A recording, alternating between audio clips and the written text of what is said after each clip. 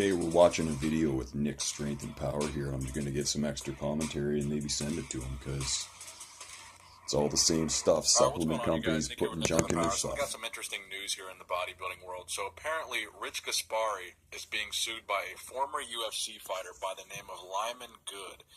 So this is a very interesting case here. So apparently, this particular UFC fighter failed his USADA drug test. So apparently this UFC fighter was taking a Gaspari product called Anavite. Now, I'm not too familiar with Anavite, but the interesting thing about... I've taken that product before, and I didn't actually like it. It had, I think, at a certain point it had beta-alanine in it, and it makes you all prickly skin and everything. But Rich Gaspari is well known in the bodybuilding world for controversy throughout the entire life of his company, Gaspari Nutrition, and... You can't teach old dogs new tricks. And while it may not have been him, the people that you distribute to as a supplement company, I'm not going to give a product that I'm formulating to somebody that I think may tamper with it or alter it. So there's many different layers to what Nick's going to talk about here. And one of them being the fact that even employees within a reputable company. So even if Mr. Gaspari has changed his ways from way back and is on the straight and narrow, that doesn't mean that all of his employees can't be ripping off supplement label design and stuff like that, and then making their own on the side and putting it into shops on the back. And while I can't tell that story, let's just say that a certain billion-dollar supplement company that I used to work for, I've heard the real stories about certain incidences that happened with internal employees making products that were identical and then selling them on the market. So it didn't have anything to do with the company itself, but it certainly did appear from the outside that it was a company that was doing the spiking of the products. I think that was Dianabol in that one. This is that the substance that he popped dirty for was not on the label of this supplement. So the anabolic agent androstenedione is what he popped dirty for. And again, that was... Androstenedione is a pro-hormone. It's been around forever. It's really potent.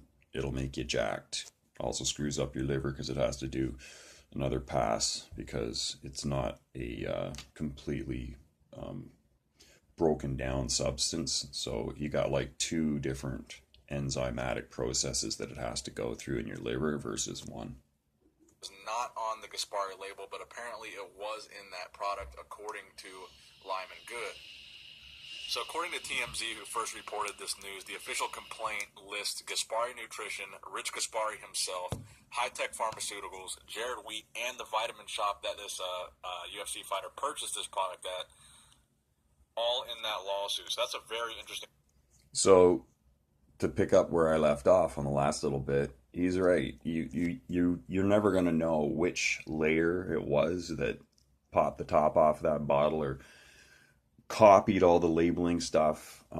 If you knew how the supplement marketing industry works, you can see how that at any different step in the process, this could have happened, and it could have been completely unknown by Rich or anybody at the top. And let's just say that other company, there was a day where they all had to gather in one room while law enforcement officers came and took away those people that were doing the bad things. Lawsuit right there, because those are some heavy hitter names. So really the interesting part about this is the fact that the thing was not on the label. So the fact that this one andro compound was not actually listed on the label, I find that very fascinating. There's actually something in the supplement that they weren't advertising, because recently one of the more controversial supplements has been DMAA. So this apparently is something that people have been marketing. DMAA is a stimulant. I'm going to look it up here so that I'm on my other computer. So DMAA. It's like speed. 1,3-dimethylamine. 1,3-dimethylamylamine. Dimethylamylamine. And is a neural stimulant with a structure similar to ephedrine and adrenaline that has been used as a pre-workout stimulant. And here in Canada, it's completely illegal.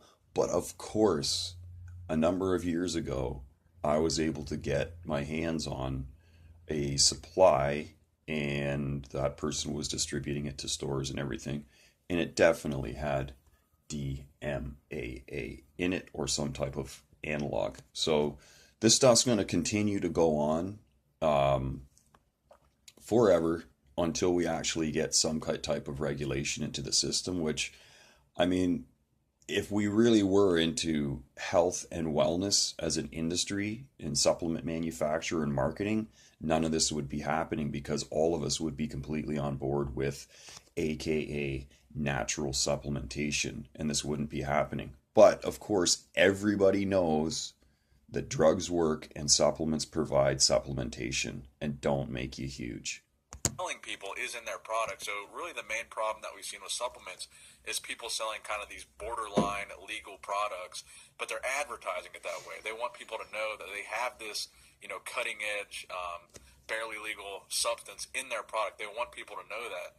But I think it's fascinating that a company is selling something with a known androgenic compound in it and not advertising it and not putting on the label, because that's a very dangerous line to be walking.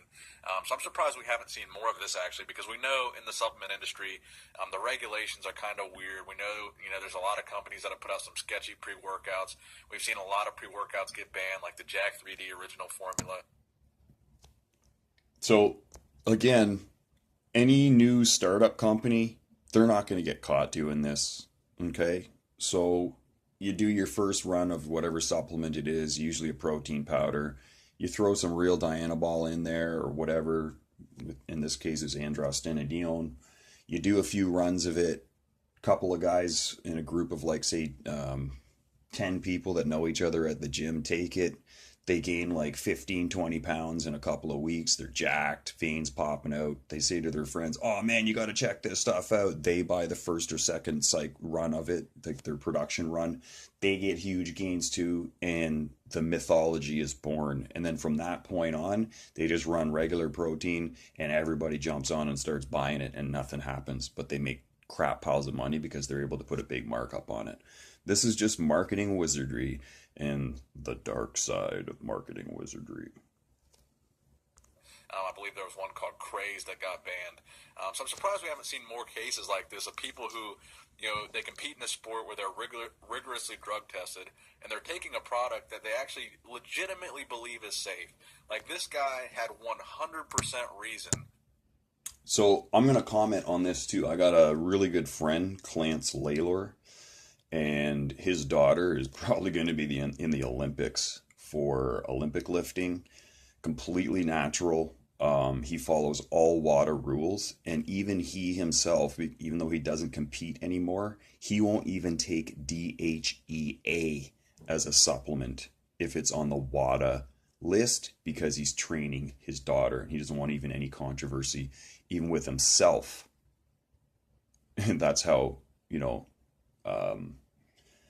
strict some people are with their regimens, and they don't try anything. They wouldn't take any type of supplement other than something that was like a super mainstream non-bodybuilding world type of supplement, like the kind of thing that you would have bought at Walmart before there was such a thing. Well, the sort of thing you would have bought at your local supplement shop that, mom and pops buy in to make themselves healthier, like a multivitamin and stuff like that. To believe that supplement was safe, because he looked at what was on the label. Nothing on the label stood out to him as something that would be, controversial or possibly make him fail a drug test. And something was in that product that was not on the label. So this is something I think we should all be concerned about when we're taking these products, if you're taking any.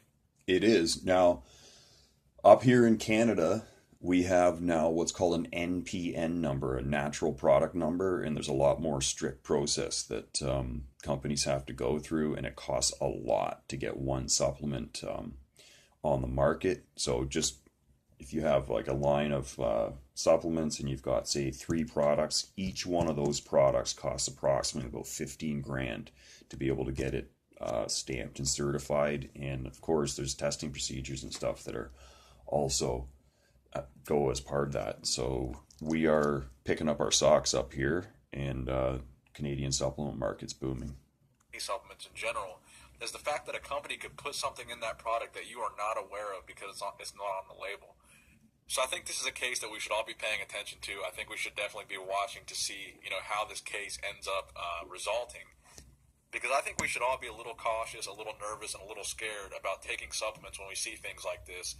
Again, something that was not on the label being in the product is just a scary thought to me. So let me know what you guys think in the comment section below about this whole Rich Gaspari lawsuit. Do you think the UFC fighter is right for filing this suit?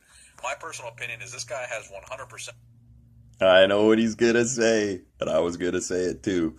The guy has 100% foundation solid to go after the supplement company, all the people involved, and I think he's gonna be back fighting. And if he's not, then shame on the supplement industry and whoever it was that was responsible. Because if you've listened to Nick's commentary and then mine on his, because by the way, Nick's Strength and Power, you don't get 213,707 subscribers, and you'll know how I just put that alarm on there.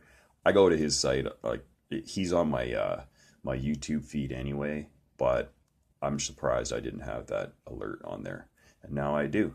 So let's listen to the final bit, and then I'll tell you a little bit more about Nick's Strength and Power, because he's an awesome guy. I truly believe he's natural. And I even made a special folder on my YouTube called People That I Believe Are Natural. So it has one of his videos in it showing his journey. No reason to be pissed off to file a lawsuit. If everything is as he says, he had no knowledge of this substance being in that product. And he failed a drug test for his career for taking something he had no idea about. I mean, I think he's 100% in the right here. So let me know what you guys think in the comment section below. Please give the video a thumbs up if you enjoyed it. Nick Strength and Power, signing out. As usual, an awesome video by Nick Strength and Power. And I'm going to kind of make this a review of Nick's Strength and Power too. The guy, he's just got a great voice for what he's doing. And he's just got a real eye. I haven't watched this one here, this 70s Mass Monster one, but I'm going to save that for another one.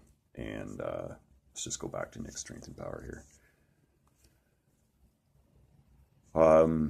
Yeah, he's got so much stuff up here. Now, another thing about Nick's Strength and Power, for all you ladies that might be watching this is one of the reasons why he has such a huge following, because of Hedge, the hedgehog. So I thought I'd show a little Hedge here, and he's got lots of different videos with him, and the ladies love Hedge. Look at Hedge.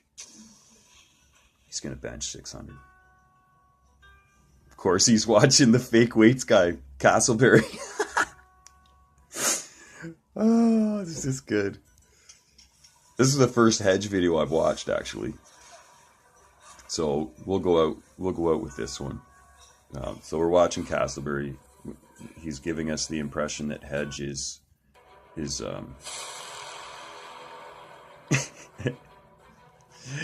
squatting. He's getting him to do this. Okay, now this is a bench. Come on, bench.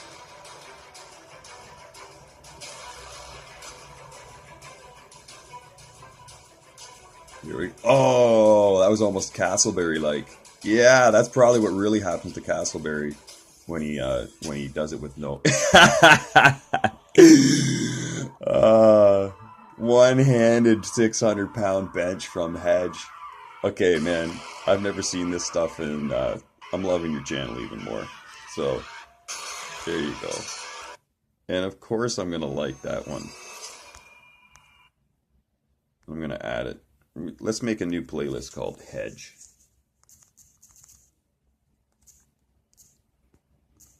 Nick's Strength and Power.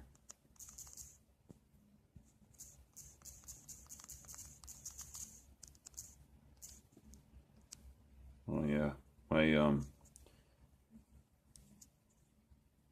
just gonna put Nick's Strength,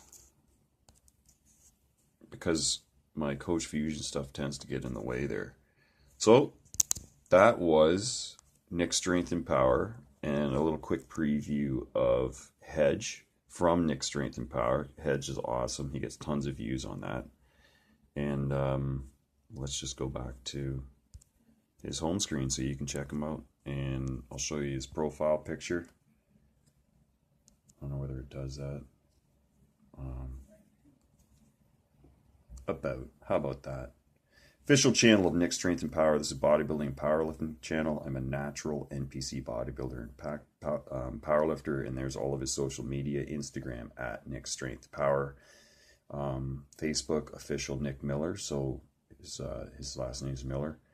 And Twitter at Dank Nick. Wonder if he smokes weed. So this is good, and that's Coach Fusion signing off.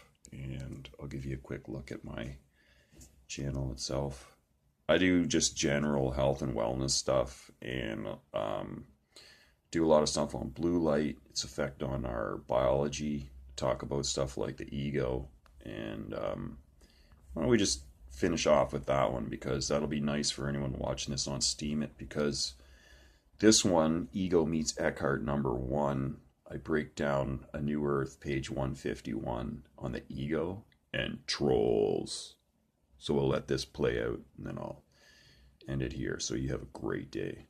Ego Meets Eckhart #1 with Coach Fusion on this great review of Nick's Strength and Power.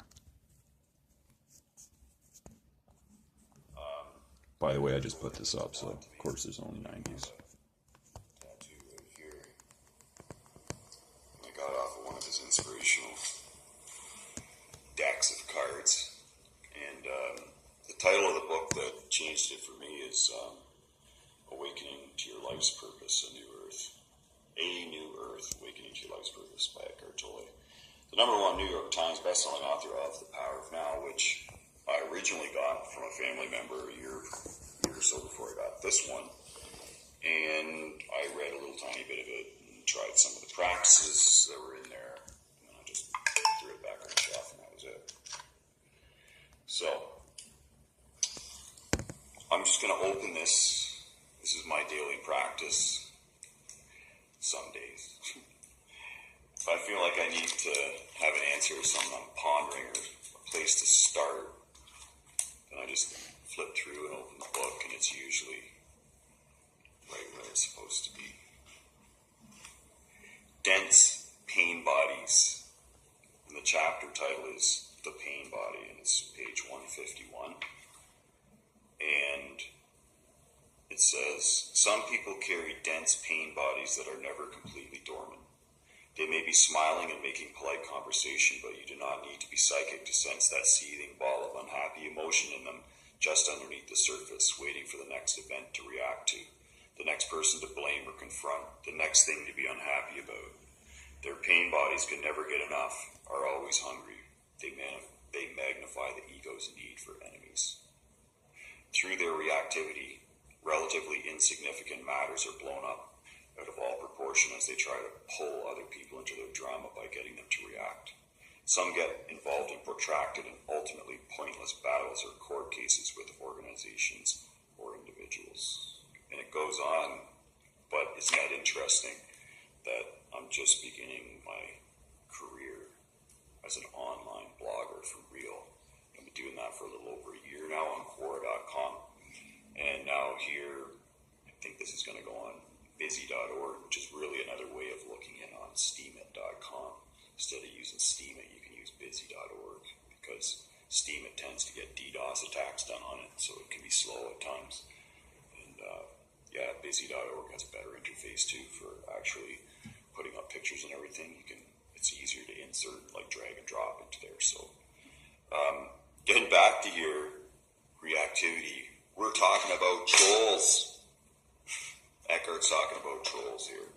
A troll is like the epitome of a dense pain body online. Someone that's just got a lot of emotional rage and energetic negative charge in them. When I say negative, I'm not talking about their electrons. I'm just talking about negativity, emotional negativity trapped inside them. And they're just waiting for someone to post something like this so that they can troll underneath. And what does he say? Their pain bodies can never get enough, are always hungry. They magnify the ego's need for enemies. And we'll end it there. So that was my reading from A New Earth. From Eckhart Tolle. My dad gave me this book, and you can see it's like I've taped it up with stickers, and it is marked up like crazy, and I've given this book to probably a ton of people. One of them, a really good friend, Anthony, who's also a WWE wrestler. He's probably given it to more than a handful of people himself, because that's such a good bit of information. And yeah, it's just pure positivity. Have an awesome and better day in every way.